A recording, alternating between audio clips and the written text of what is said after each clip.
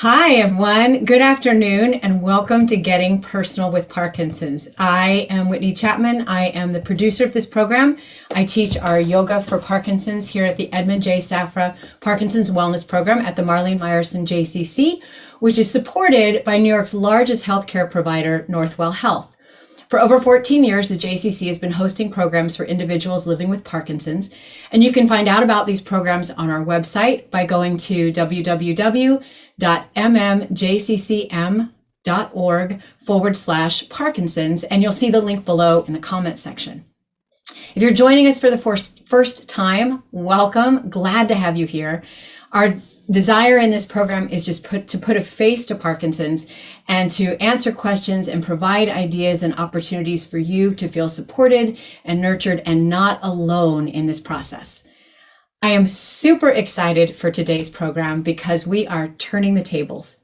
Today, I am going to be interviewing the program director for this program here at the JCC, my longtime friend and colleague, Ms. Kohles. For those of you who don't know Caroline, in addition to being our Director of Health and Wellness here at the JCC, she is also the visionary behind all things health and wellness related as they relate to our Parkinson's program. She is part of the mastermind team that brought this program to the JCC. In addition, she is a master trainer and educator in the NIA technique, and she created our NIA Movement Plus Music program for Parkinson's, and she is a life coach with the Handel method. So without further ado, let me turn the tables and welcome you to the show, Ms. Caroline Kohles. Oh, thank you, Whit. It's great to be here. Great to be with you, to just have a chance to talk and do something that I love to do, which is talk about our Parkinson's program and the people that participate in it. I'm so honored to be here today. So I'm glad to get to turn the tables and ask you these questions. So before we get started, I want to ask first, how did you get to the JCC? What has been your journey at being at the JCC? Gosh, I've been at the JCC since we opened our doors. And I first came to the JCC as a NIA instructor. And then I noticed that I think I kept bothering the director because I said, you could do a program on this. And gosh, I have a good friend that could do this. And she finally said, would you like a job? That's actually how it happened. Would you like a job? Because I can't do all this and your suggestions are great. And I think, it was my town. When I grew up, I lived in a small town.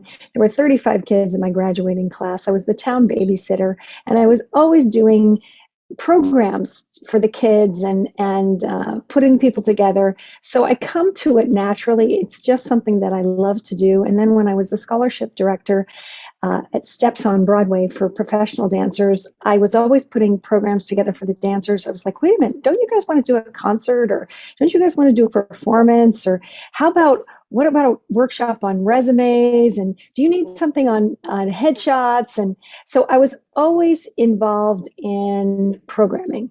And they say in positive psychology, you want to lean into your strengths.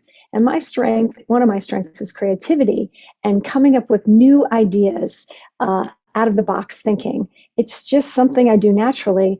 And so the director at the JCC said, oh, please, I can't do it all. Come on board. And I started as kind of a consultant.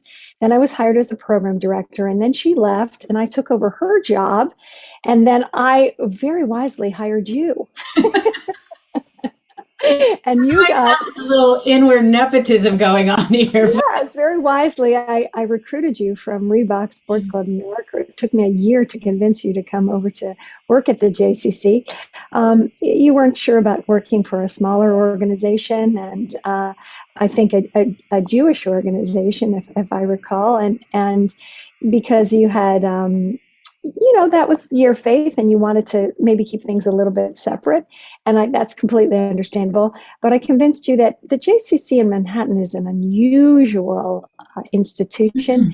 It's a hub of innovation. It's a hub of creativity. If you look at our Real Abilities Film Festival, if you look at our special needs program, we're really on the forefront of a lot of innovative things. And me and my colleagues, as you know, my program colleagues and just love to do new and innovative things. And we get the support of our CEO to do so. So it was no surprise to me that when Alessandra DeRocco approached our CEO about starting a Parkinson's program, that she said yes. And then she looked at me and kind of said, okay, make it happen. So that was actually my next question for you. Dr. DeRocco came and approached the JCC, and I know I was part of that conversation, but I would love folks to hear, what was your journey when Rabbi Joy Levitt, our CEO, said, okay, let's make this happen? What went through your mind? Where did you go? What was the journey like for you in figuring out how to do something related to our Parkinson's community that had never been done before? I think I was a little bit nervous at first, and I think you might recall that. Parkinson's at that time, this was 14, 15 years ago, and at that time, we had not really entered into working with special populations. We now have a whole special needs department and center, but we knew that actually we might have had special needs or just beginning with that. So we knew that we wanted to create community, and we knew that we could do a good job of it. And not only that, it felt like very mission consistent. Like, even though we were nervous about it because we wanted to do it well. And we really wanted to be a place where people living with Parkinson's would feel comfortable. They would feel comfortable walking through our doors. And we really did our research and our development. Our entire team, as you know, was part of the allied team and training from the Parkinson's Foundation. Everyone got trained, but not only just our fitness instructors. We had meetings with the entire staff, from our security to our membership to our registration. Everyone was on board and educated about what Parkinson's is and was at that time, and what we knew at that time, and what that meant. And the idea was, how do we make people living with PD feel welcome? Right? Hospitality is a huge part of just what I feel is important in every program, right? Was it Maya Angelou said something like that? People won't remember so much what you said, but they remember how you made them feel. And we really wanted to create the sense of community that we have at the JCC. I say JCC stands for Join a Caring Community. We wanted to create that sense that people could feel like, I can walk into this organization, I can walk into this institution, I can walk into this community center and be a part of the community. In fact, every single person that joins our program becomes a community member. We give them a free community membership, which gives them discounts to all our programs, films, classes, art classes, from movies, knitting classes, whatever you want, you get a discount on those.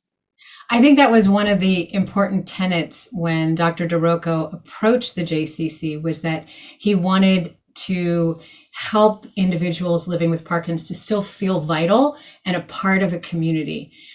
You mentioned a moment ago that the staff, the instructors, went through the Allied Team Training, which is a program designed for professionals to understand Parkinson's. But let me get a little more specific. What inspires you, or what are the things that you're looking for as you have hired the staff and instructors to create programs and to teach the programs that are offered at the JCC?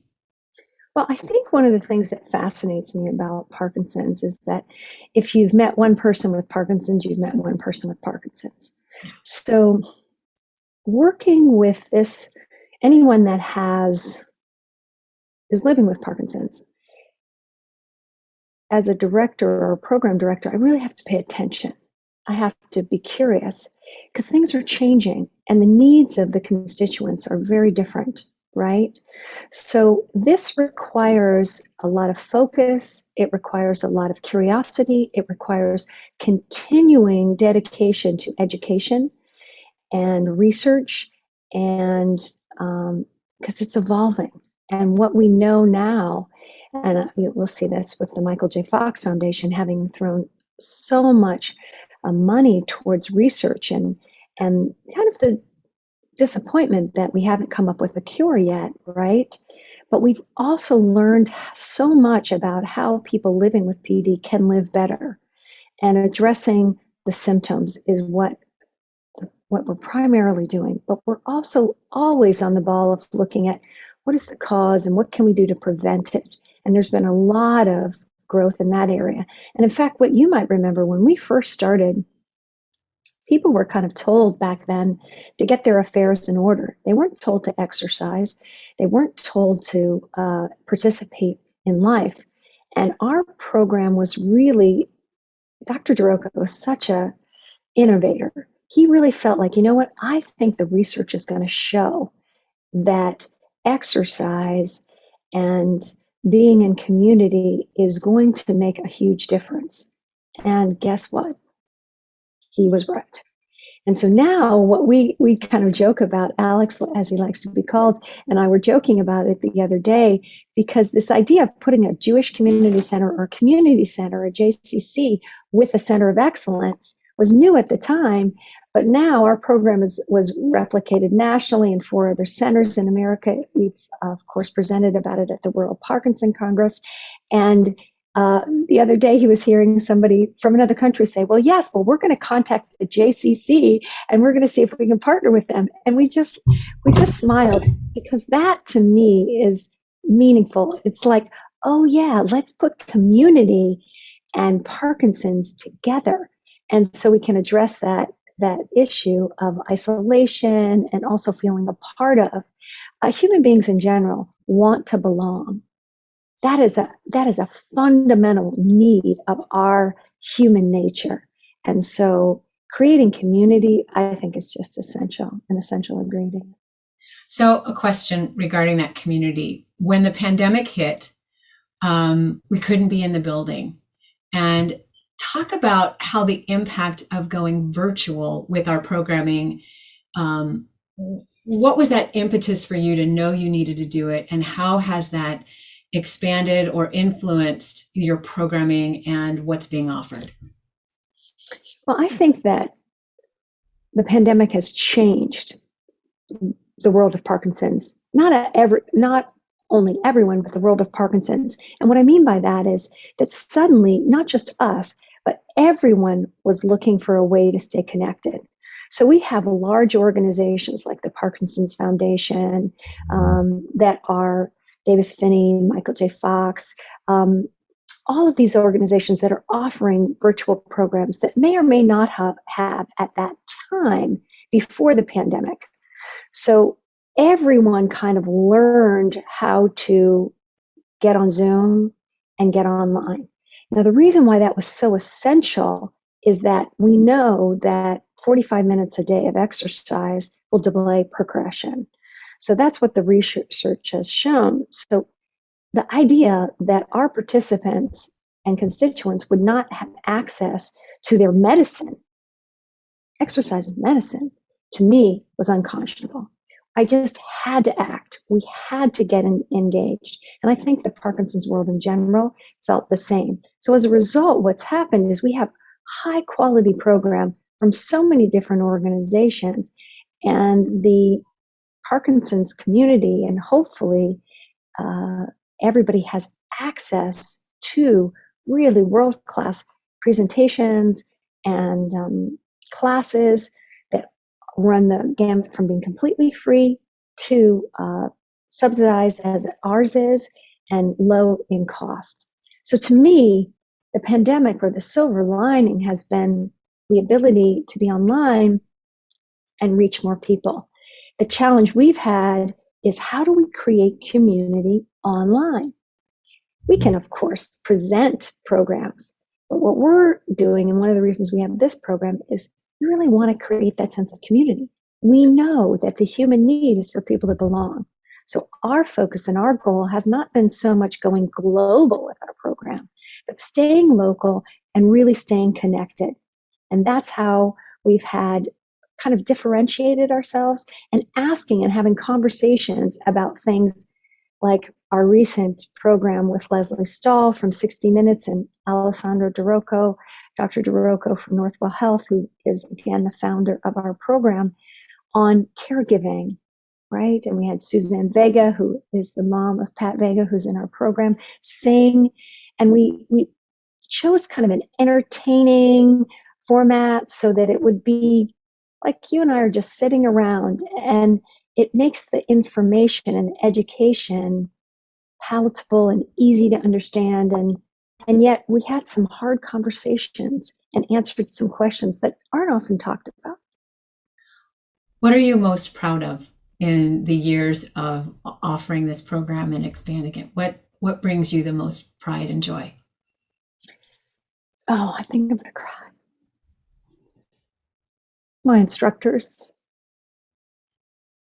my students, the students that we work with. I think what people don't realize is that Parkinson's affects everybody.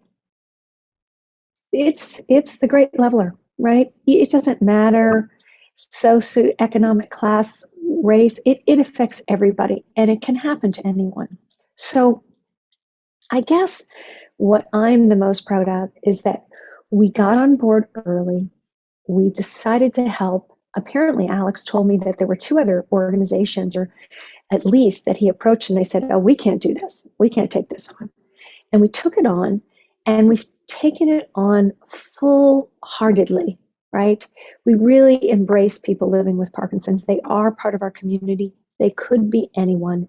It could be you or me, Whitney. That's the truth. And I have found that the people living with Parkinson's are the bravest people I know. They get up every day and they make it happen. And some days are better than the others. But when they show up, I know that they have been through more challenges in their day than I certainly have, as busy as I am. So for me, what am I proud of? That I have the opportunity to work with them, play with them, get to know them, be in community with them, learn from them, their wisdom, their grace, their humanity, their humor. I laugh so much when I'm teaching my classes, and I see you nodding, and I know you do too. So our program is about hope. It's about vitality. It's about life.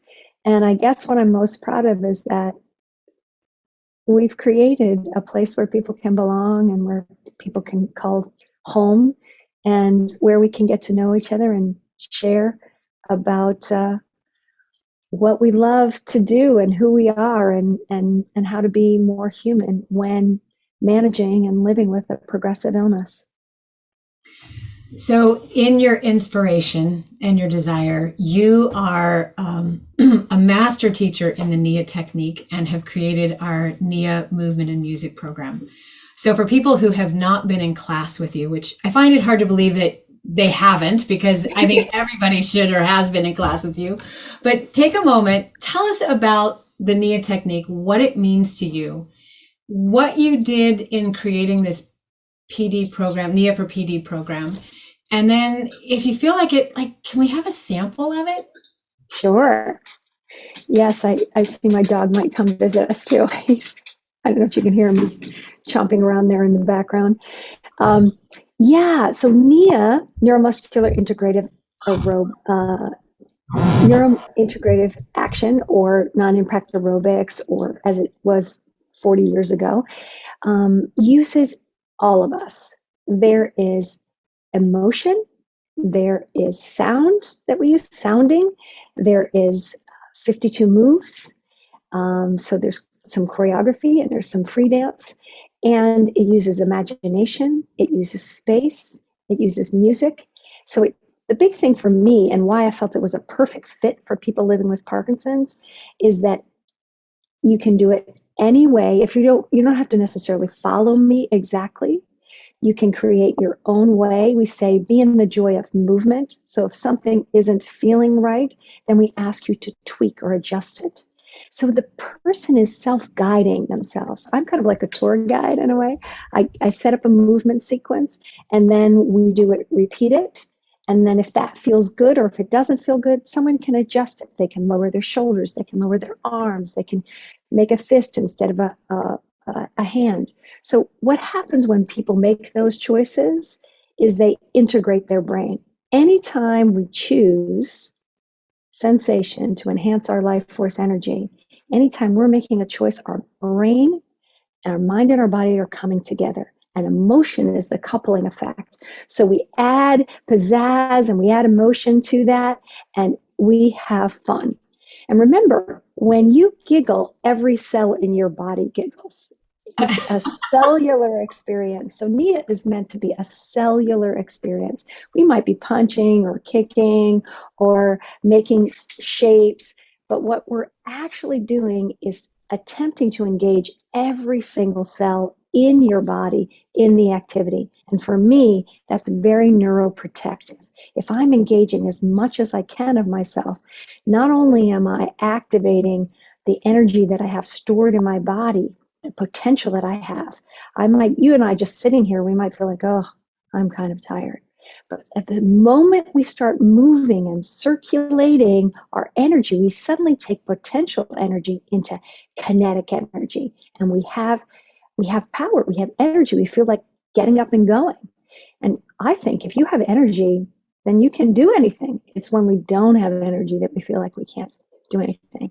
So it's super important, I think, for people living with PD to feel like I have energy. And what I hope happens after one of my classes is that people feel like, yeah, I have energy. I can do this.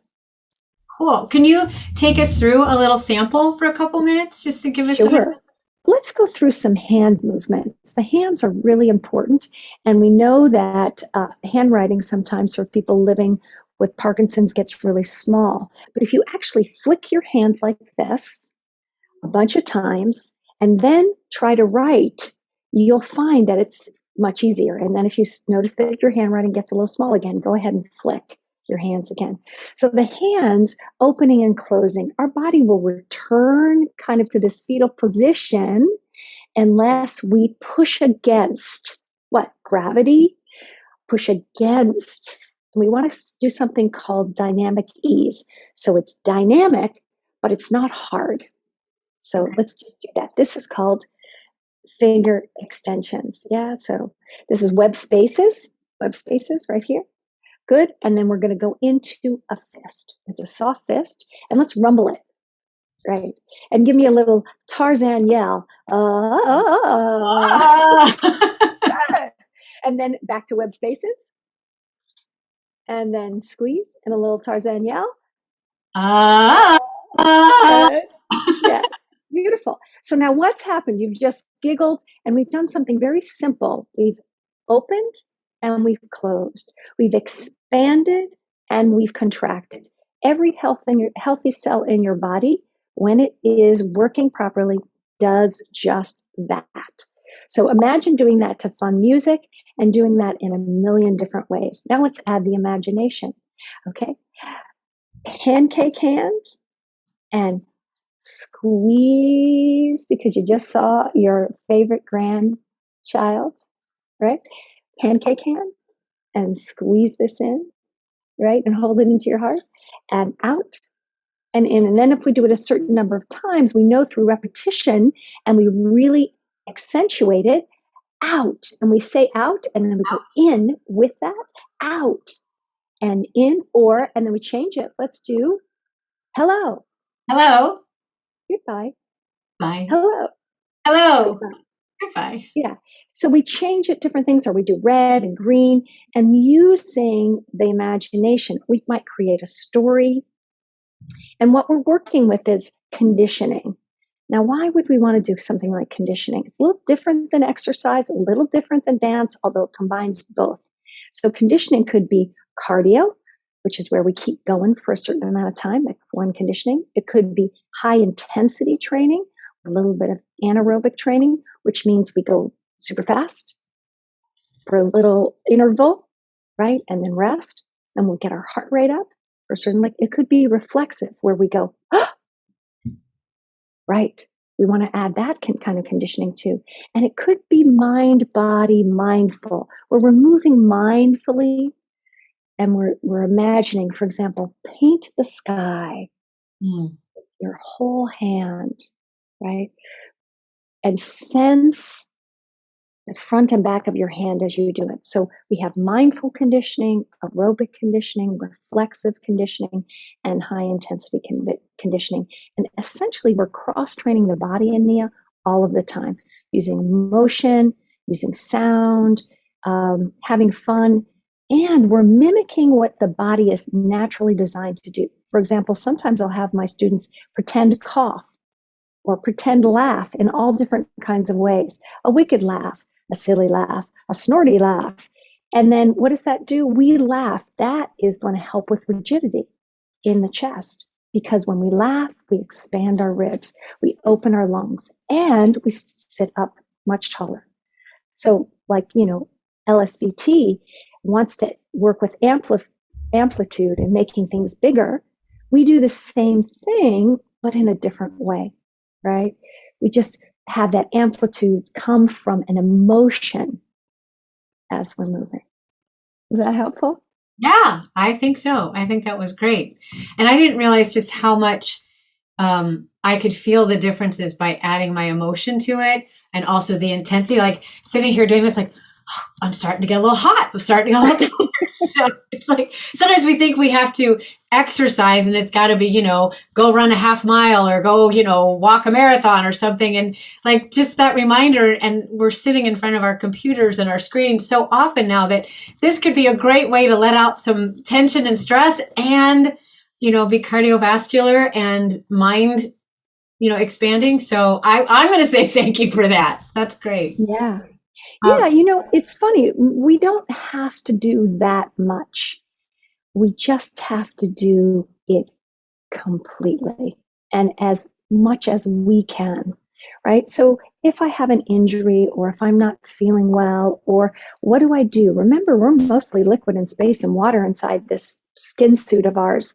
So if I put on music and you're watching me, you are being affected by that. So I say to my students all the time, come to class.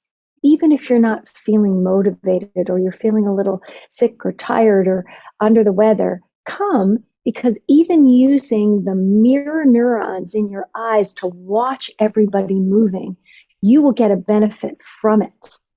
And there's more ways that we move our bodies than just jumping up and down, in other words.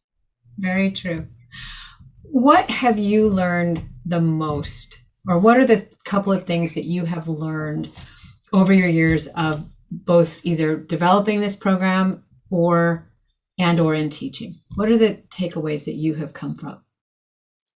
Well, Parkinson's is personal for me in that my Uncle John has Parkinson's, and he has not had an easy time of it. And every single day when I go to work, I dedicate my work to him. So what have I learned? I've learned that when we're faced with challenge, how we show up is our choice. And then when someone else is faced with a challenge and they might not be able to do what they can do anymore, that I can step in and I can do the best I can in their honor. Wow. You are someone who I've always known has a huge heart. And I am seeing it shining through in this conversation that we're getting to have today. So I'm hoping that those who have not met you or had the chance to be in class with you can see that as well. And I'm just going to let you all know that we're putting the links to Caroline's class. She teaches her Nia movement and music class on Tuesdays and Thursdays here at the JCC Manhattan at 2:45. And the link, you can take one class either Tuesdays or Thursdays or both. All of that information will be there. And let me ask you this, Caroline, for someone who is new to our program, new to Parkinson's, I think you've said it in a lot of ways, but let me just ask you to put it a little more concisely. What would you want someone new to know? First of all, I think that the biggest thing that anyone who's taking on anything new, whether it is the drumming class we offer or Whitney's yoga class or the swimming class or my class, keep coming. Do not let your mind tell you, oh, this isn't for me. Try it for a session. Try at least 6 classes and keep coming. Especially if sometimes it's easier for our gals, sometimes it's easier for our guys. Whatever it is, go beyond what you think is the best thing for you and try new things. If drumming doesn't work for you, try Nia. If Nia doesn't work for you, try yoga. If yoga doesn't work for you, try our Nordic walking class in the park. If that doesn't work for you, Pam Quinn's got a great PD dance class on Mondays. So the idea is how the human brain works is it likes novelty, right? It likes different things. So continue to fascinate yourself. Continue to be curious. Continue to try everything. And you never know, you just might like it. Wow. I'm going to ask you this question. How does it feel to be on the other side of the questions? Well, Whit, you make it easy. I love talking to you, and I just hope I haven't, run on too much. You can tell I'm passionate about people living with Parkinson's, our Parkinson's program, making a difference.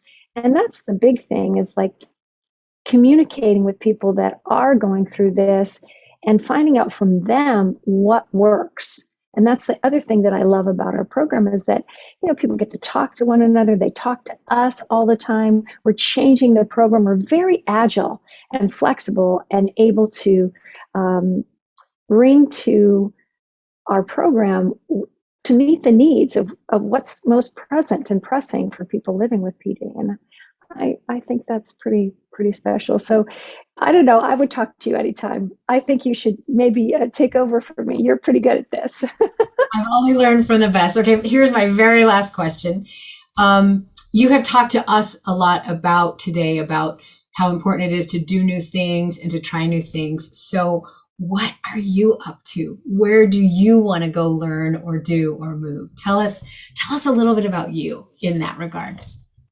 Well, I just did a new class training, just became certified yesterday in something called Board 30, which is like a long board where you jump up and down with bands and things from the ceiling. And I'm thinking, okay, how can I adapt this for people living with PD? Because I think they would really, like it and have fun. So I just did that this weekend. I am a coach in training. I haven't finished quite my training to be a life coach with Handel Group. I'm excited about that. That'll take another year. And I, like you, finished my certificate in positive psychology with the Whole Being Institute. And that was fascinating, the science behind not happyology, but behind what can we do to really support ourselves and our health. And I think what I learned from that is health is about integration, really. It's about integrating our mind, our body, our heart, and our spirit. And for me, that's what I'm up to, and I'm learning. I like to cook one new dish every week if I can, learn something new. And that's. I think aging is a, what do you call that? That's an endeavor that is constantly challenging me. How to age in a way that's really unique and really full of energy and vitality. But there's always something new. I think we're different every single day. I tell that to my students every day. I wake up and I say, okay, I'm in my now body. What can I do today? And I don't expect what I can do today that I just because I did it yesterday, that I can do it today. And I wonder what tomorrow will hold too. So. You are such an inspiration. It has been an honor and a privilege to not only get to be your colleague, but more importantly, to be your friend. And it's been a hoot to be on the other side and let other people know a little bit more about you. So I hope those of you watching today can see this vitality and energy and creativity. It just rolls off of Caroline. And I just want to thank you for being willing to sit on the other side today and let us know a little bit more about you. And I think I'm getting chills as I say this, but on behalf of the staff who've had the privilege of working with you, and for the hundreds of people that you have influenced, not only in this program, but when you've presented around the world about creating programming for individuals living with Parkinson's, from the World Parkinsons Congress and to all the other things that your hands and fingers are in. Thank you. Yeah, well, let's hope that a little drop makes a difference, because we're all putting in little drops in the How to Live Better with Parkinson's lake, ocean. And I think collectively, everyone is making a difference. And I'm glad to put my little drop in there, right? Very honored to be able to do that. Very honored. A little precious. So thank you. Thank you all for tuning in today. Caroline will be back next week hosting, so please come back and you'll see her in her regular role. If you'd like to sign up or learn more about our programs for living well with Parkinson's at the Marlene Meyerson JCC, we do have a short intake form. That link to the form will be in the comment section below. If you have questions about today's program or ideas of topics you want us to cover, you can email me at wchapman@mmjccm.org, and we look for your comments and ideas. We want to get you the information and the inspiration that will move you forward. And thank you all. Yes, and don't forget, save the date. What is it, November 18th? We're having our first in-person back in the building PD Now event. And some upcoming interviews will be with David Leventhal from Dance for PD and a few other guests. So stay tuned. See you all next week. Thank you so much, Caroline. Mwah. Bye, everybody. Bye-bye.